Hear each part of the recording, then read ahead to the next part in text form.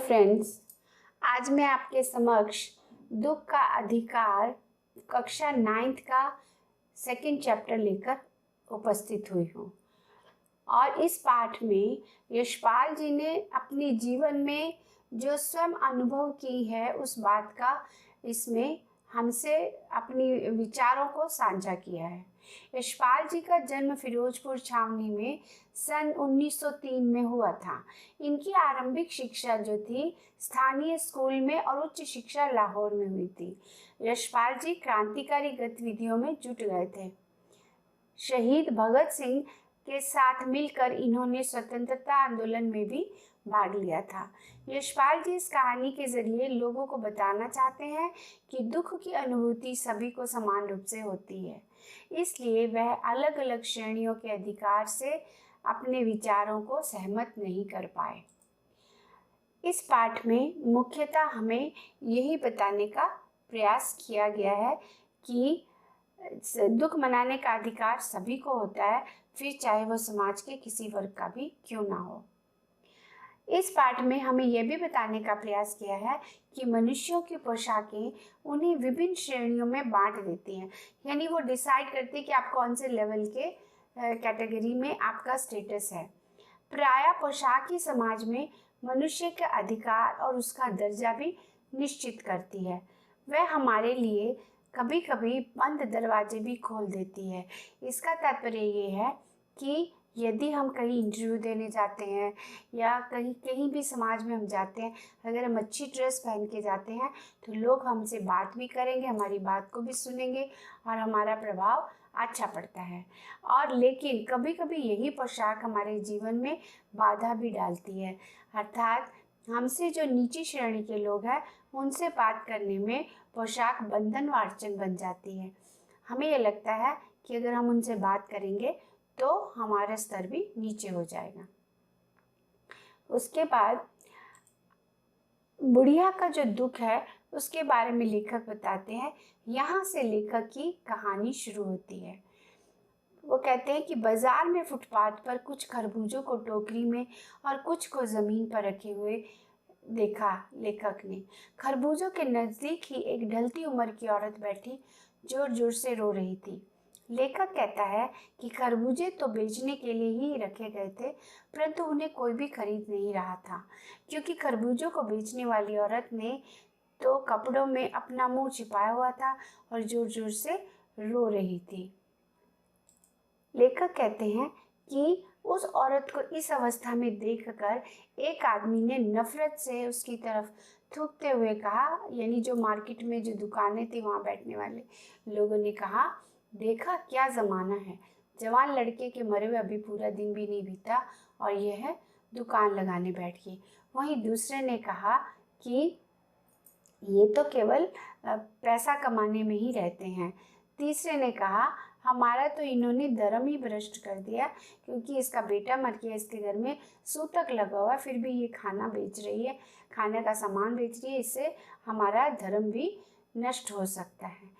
इस तरह से अनेक चीटाकसी वो दुकानदार उस पर कर रहे थे बजाय उसकी मदद करने के। तब लेखक ने उस औरत के बारे में जानने की इच्छा हुई। लेखक के पास पड़ोस वालों ने बताया कि उसका 23 साल का एक जवान लड़का था जिसका नाम भगवाना था, वह मर गया है सांप के काटने से। घर में औरत और बहू और पोता पोती हैं और औरत का लड़का शहर में सब्जियां बेचने भी जाता था और खेती भी करता था, और अभी वो मर गया है और बच्चों की भूख को मिटाने के लिए लेखिका को मार्केट में ये खरबूजे बेचने आना पड़ा। और उसके बेटे की मौत कैसे हुई? लेखक बताता है कि उसका बेटा जब खेती करने गया तो वहाँ पर उसको एक सांप ने काट लिया, और जैसे उसको आस पड़ोस के लोग उसको चकड़े पर डालकर घर ले आए। लड़के की बुढ़िया माँ बावली हो गई, यानी बहुत पागलों जैसी स्थिति हो गई, और उसने तुरंत ओझा को बुला लाया जिसने झाड़ फूक की, नागदेव की पूजा भी की। अब उसको दान दक्षिणा भी चाहिए, पर वो इसको बचा नहीं पाया। पर वो दान दक्षिणा मांग रहा था। घर में जो कुछ भी आटा अनाज था दान दक्षिणा में चला गया। अब वो भगवान से लिपट लिपट कर रो रही थी और जो उसकी बहू थी उसको भी बुखार हो गया था। अब इसके कफन के लिए भी इनके पास पैसे नहीं थे। जो थोड़ा बहुत सोना के छोटे छोटे जो चीज़ें थी वो भी बेचकर इन्होंने उसके कफन का इंतज़ाम किया। अब उसको बच्चों की भूख मिटाने के लिए वह बुढ़िया को बाज़ार में खरबूजे बेचने आना पड़ा, क्योंकि उसको कोई उधार देने वाला भी नहीं था, क्योंकि उसका बेटा कमाई करने वाला बेटा ही मर गया था। तो लोग उसको उधार नहीं दे रहे थे, ताकि वो वापस कहाँ से करेगी, इस डर से वो कोई उसको उधार भी नहीं दे रहा था। और पत्थर दिल पे रखकर वो बुढ़िया जो थी मार्केट में खरबूजे बेचने आ गई थी, लेकिन कोई उसकी मदद नहीं कर रहा था, उल्टा उस पर चीटाकसी कर रहे थे। और लेखक का मन था उससे बात करने का, पर उसकी पोशाक आड़े आ रही थी, उसका स्तर आड़े आ रहा था।